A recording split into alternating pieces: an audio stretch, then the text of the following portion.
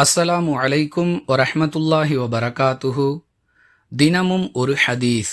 சுபுஹு தொழுததிலிருந்து சூரியன் உதிக்கும் வரையிலும், அசர் தொழுததிலிருந்து சூரியன் மறையும் வரையிலும் வேறு தொழுகைகளில் ஈடுபடுவதை அல்லாஹுவின் தூதர் ஸல்லல்லாஹு அலைஹி வஸல்லம் அவர்கள் தடை செய்தார்கள் என இப்னு அப்பாஸ் ரதியல்லாஹு அன்ஹு அவர்கள் அறிவிக்கிறார்கள்.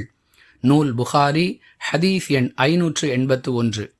அன்பிற்குரிய அல்லாஹுவின் நல்லடியார்களே, இந்த ஹதீஸின் கருத்து என்னவென்றால், சுபுஹு மற்றும் அசர் தொழுகைகளுக்கு பின் சுன்னத் இல்லை என்பதுதான்.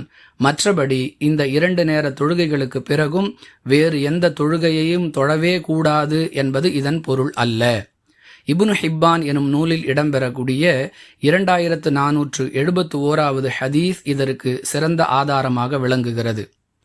நான் ரசூலுல்லாஹி ஸல்லல்லாஹு அலைஹி வஸல்லம் அவர்களுடன் சுபுஹு தொழுகையை ஜமாத்துடன் தொழுதேன். சுபுஹுடைய முன் சுன்னத்தை நான் தொழாத காரணத்தால் நபிகளார் சலாம் கொடுத்து ஃபர்லு தொழுகையை நிறைவு செய்த பிறகு, அதாவது சுபுஹுடைய ஃபர்லுக்கு பிறகு நான் சுபுஹுடைய முன் சுன்னத்தை தொழுதேன். இதை அல்லாஹுவின் தூதர் ஸல்லல்லாஹு அலைஹி வஸல்லம் அவர்கள் பார்த்து கொண்டிருந்தார்கள். மாறாக எந்தவிதமான ஆட்சேபனையும் தெரிவிக்கவில்லை என கைஸ் ரதியல்லாஹு அன்ஹு அவர்கள் அறிவிக்கிறார்கள். அன்பிற்குரிய சகோதர சகோதரிகளே, சுபுஹு தொழுகைக்கு பிறகும் அசர் தொழுகைக்கு பிறகும் எந்த தொழுகையையும் தொழக்கூடாது என்பது இந்த ஹதீஸின் கருத்தாக இருந்தால், கைஸ் ரதியல்லாஹு அன்ஹு அவர்களுடைய தொழுகையை நபிகளார் தடுத்திருப்பார்கள். இதன் பொருள் என்ன? சுபுஹு மற்றும் அசர் தொழுகைக்கு பிறகு எந்தவிதமான சுன்னத்தான தொழுகையும் இல்லை என்பதுதானே தவிர வேறு தொழுகையை தொழவே கூடாது என்பதல்ல. மறதியின் காரணமாக, தூக்கத்தின் காரணமாக ஒருவர் தொழுகையை விடுவாரேயானால், நினைவு வந்த பிறகு அல்லது விழித்த பிறகு அந்த தொழுகையை தொழட்டும் என்று அல்லாஹுவின் தூதர் ஸல்லல்லாஹு அலைஹி வஸல்லம் அவர்கள் சொன்ன அறிவுரை பிரபலமானது. ஒருவர் லுஹர் தொழுகையை மறதியின் காரணமாகவோ அல்லது தூக்கத்தின் காரணமாகவோ விட்டுவிட்டார். அசருடைய நேரம் வந்துவிட்டது. அசர் தொழுகையை நிறைவேற்றி விட்டார்.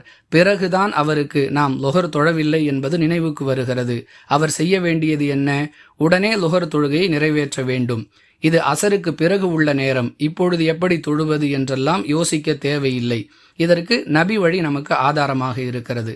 எனவே இந்த ஹதீஸின் நேரடி பொருள் சுபுஹு மற்றும் அசர் தொழுகைகளுக்கு பின் சுன்னத் இல்லை என்பது மட்டும்தான்.